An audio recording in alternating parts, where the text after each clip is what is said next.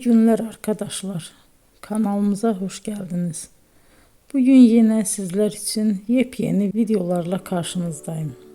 İki başarılı oyuncularımız Elçin Sangu ve Barış Ardus'tan güzel paylaşımlarını sizler için hazırladık.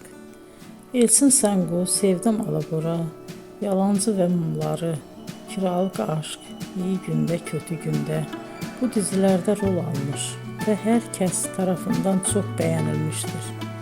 Biz de Elçin Sangu ve Barış Ardus'tan en güzel sempatik fotolarını sizler için hazırladık.